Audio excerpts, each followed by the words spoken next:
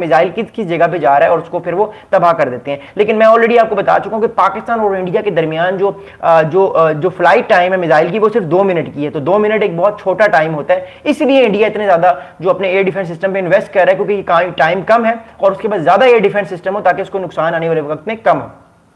अच्छा, एक और बड़ी इंपॉर्टेंट चीज बताई जा रही है। देखिए, आप लोगों ने सुना होगा कि इसराइल के पास एक एयर डिफेंस सिस्टम है, वो है आयरन डोम। आयरन डोम सिस्टम नो डाउट एक बड़ा सोफिस्टिकेटेड सिस्टम है। उसने ओवरऑल जो उसका सक्सेस रेट है वो बड़ा अच्छा है, क्योंकि ईरान ने पिछले 2-3 महीने पहले जो कॉन्फ्लिक्ट हुआ, ईरान ने बड़ी कोशिश की कि वो किसी तरह आयरन डोम सिस्टम से बच के जो है पेनिट्रेट करके बच के वो किसी ऐसी जगह पे लगे जिससे इसराइल को नुकसान हो। ऑल्दो इसराइल को काफी नुकसान भी हुआ, लेकिन ओवरऑल जो सक्सेस रेट था आयरन डोम का वो 95 to 97% था। ओनली 3% जो मिसाइल्स हैं वो इसराइल में गिरे हैं। अब मैं आपको जो है वो आने वाले टाइम पे एक चीज बड़ी इंपॉर्टेंट बताऊंगा कि कहा जा रहा है, इंडियन सोर्सेज हमें ये बता रहे हैं, जो इंडिया के सोर्सेज हैं वो ये बता रहे हैं कि ये जो सिस्टम है ये वाला ये जो सुदर्शन चक्र है, ये जो एयर डिफेंस सिस्टम है और एयर ऑफेंस सिस्टम है, ये बेसिकली इसराइल के आयरन डोम सिस्टम की तरह ही है। अब ये इसराइल के आयरन डोम सिस्टम की तरह क्यों है ये मैं आपको बताऊंगा। देखिए, पिछले 10 साल में हम लोगों ने एक चीज ऑब्जर्व की है कि इंडिया और एक तरह से जो इसराइल है उनके ताल्लुकात बड़े अच्छे होना शुरू हो गए हैं। इसराइल इंडिया को हैरप ड्रोन्स भी देता है, इसराइल इंडिया को बराक 8 मिसाइल्स भी देता है, और भी बहुत सारी चीजें इसराइल इंडिया को देता है। इवन इसराइल के जो एडवाइजर्स हैं वो न्यू दिल्ली में बैठे होते हैं, वो कश्मीर में बैठे होते हैं। जब पाकिस्तान और इंडिया का कॉन्फ्लिक्ट हुआ तो हमारे पास ये न्यूज़ आई इंटेलिजेंस से डिफरेंट न्यूज़पेपर में कि इसराइल के बहुत सारे इंटेलिजेंस ऑफिसर्स एडवाइजर्स जो थे वो न्यू दिल्ली में और कश्मीर में बैठे हुए थे, जो कि इंडिया की मदद कर रहे थे। अब बात यह है कि ये जो आयरन डोम का सिस्टम है ये आने वाले टाइम पे इंडिया को और ज्यादा जो है वो ये इंडिया आयरन डोम की तरह सिस्टम इसलिए बना रहा है क्योंकि दोनों कंट्रीज एक दूसरे के करीब हैं। तो इंडिया भी आयरन डोम की तरह सुदर्शन चक्र अपने लिए ये जो है ये बनाएगा ताकि इंडिया अपने आप को प्रोटेक्ट कर सके।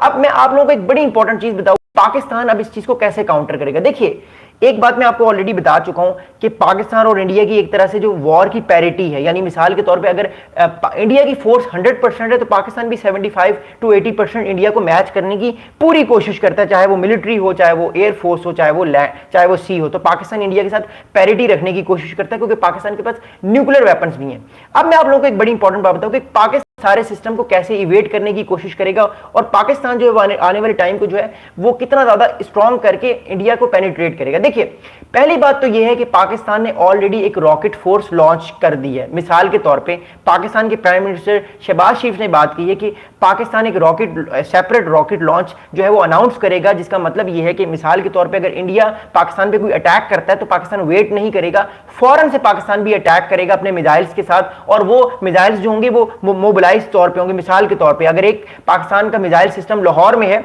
तो वो लाहौर से मूव करके गुजरांवाला में भी जा सकता है, वो मूव कर सकता है। आपने देखी होंगी बड़ी बड़ी गाड़ियों पे मिसाइल लगे होते हैं, बेसिकली वो मोबाइल मिसाइल्स होते हैं, वो मूव करके कभी एक जगह पे जा दूसरी जगह पे भी जा सकते हैं और अपने एनिमी को अटैक कर सकते हैं। तो पाकिस्तान देखिए क्या कर सकता है। सबसे पहले पाकिस्तान तो ये कर सकता है कि पाकिस्तान अपनी ड्रोन वॉरफेयर को इंक्रीज कर सकता है, पाकिस्तान अपने मिसाइल आर्सनल्स को इंक्रीज कर सकता है। मिसाल के तौर पे अगर इंडिया पाकिस्तान को अटैक करता है और मिसाल के तौर पे पाकिस्तान पे इंडिया को कोई मिसाइल लग जाता है, पाकिस्तान पे इंडिया को कोई मिसाइल लग जाता है, जैसे ब्रह्मोस ने भी आपको याद होगा अटैक किया, तो पाकिस्तान ये स्ट्रेटेजी बना सकता है आने वाले टाइम पे। मैं 2035 के बाद की बात करूं, अभी बात नहीं कर रहा, क्योंकि देखिए अभी सुदर्शन चक्र मिशन अभी नहीं लॉन्च हुआ, अभी 10 साल बाद ये डिफेंस सिस्टम बनेगा। लेकिन मैं चले 10 साल बाद की बात करता हूं। मिसाल के तौर पर 2035 में इंडिया ने पाकिस्तान पे कोई मिसाइल अटैक किया, ठीक है। अब इंडिया इस चीज को लेकर बड़ा खुश है कि इंडिया के पास सुदर्शन चक्र जैसा सोफिस्टिकेटेड एयर डिफेंस सिस्टम मौजूद है।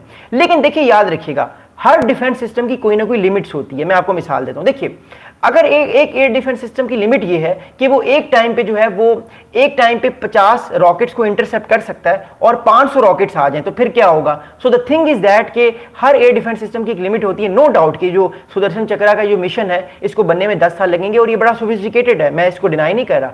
बट पाकिस्तान ये कोशिश करेगा कि पाकिस्तान जो है वो आने वाले टाइम पे अपने आप को और ज्यादा स्ट्रॉन्ग करेगा। मोर इंपॉर्टेंटली अपने रॉकेट्स जो है वो बढ़ाएगा, अपने शाहीन 3 मिसाइल, शाहीन 2, शाहीन 1, फतेह 2 बन चुका है पाकिस्तान का, फतेह 3 बनेगा। तो the thing is that Pakistan भी कोशिश करेगा कि पाकिस्तान भी किसी तरह इंडिया को पेनिट्रेट करे, और अगर इंडिया आने वाले टाइम पे पाकिस्तान पे अटैक करता है, मोस्ट प्रोबेबली पाकिस्तान उसका रिस्पांस करे। और वो रिस्पांस किस तरह करेगा पाकिस्तान ज्यादा से ज्यादा मिसाइल बना सकेगा। अब पाकिस्तान क्यों एयर डिफेंस सिस्टम पे ज्यादा इन्वेस्ट नहीं करा वो मैं आपको बताता हूं। देखिए, एक बात को याद रखिए कि जो एयर डिफेंस सिस्टम होता है ये बड़ा महंगा होता है। एयर डिफेंस सिस्टम बड़ा महंगा होता है। According to our own calculation, ये जो सुदर्शन चक्रा ये इंडिया का डिफेंस सिस्टम है, इसको बनने में तकरीबन 10 साल लगेंगे और इसकी प्रॉपर जो लागत है ये आएगी 75 टू 80 बिलियन डॉलर्स की। अब देखिए 75 to 80 billion dollar is a very very big amount.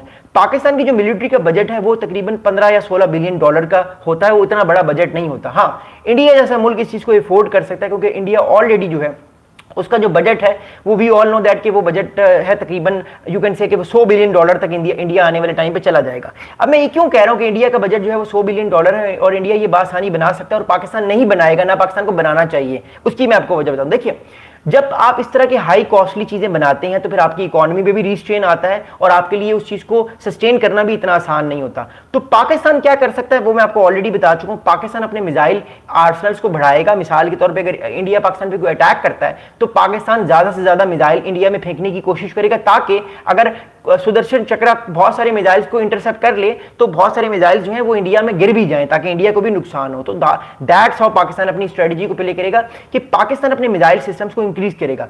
अब आप लोगों को मैं एक इंपॉर्टेंट बात बताऊंगा, अब पूरे रीजन में पाकिस्तान और इंडिया में खास तौर पे मिसाइल जो रेस है वो बढ़ जाएगी। अब पाकिस्तान भी मिसाइल बनाने की रेस में बढ़ जाएगा, पाकिस्तान भी अपने मिसाइल जो है उनको इंक्रीज करेगा, इंडिया भी अपने मिसाइल को बढ़ाने के लिए कोशिश करेगा और अपने मिसाइल्स को आने वाले टाइम पे जो है वो इंक्रीज करेगा। तो दोनों कंट्रीज जो होंगे अपने मिसाइल सिस्टम्स को, मिसाइल आर्सनल्स को बढ़ाएंगे, क्योंकि ऑब्वियसली जब इंडिया इस तरह की इन्वेस्टमेंट करेगा तो फिर पाकिस्तान के पास भी कोई चारा नहीं है। पाकिस्तान दो बड़े इंपॉर्टेंट कर सकता है। देखिए, एक इंपॉर्टेंट काम यह है कि पाकिस्तान अपनी ड्रोन वॉरफेयर को नेक्स्ट लेवल पे लेके जाने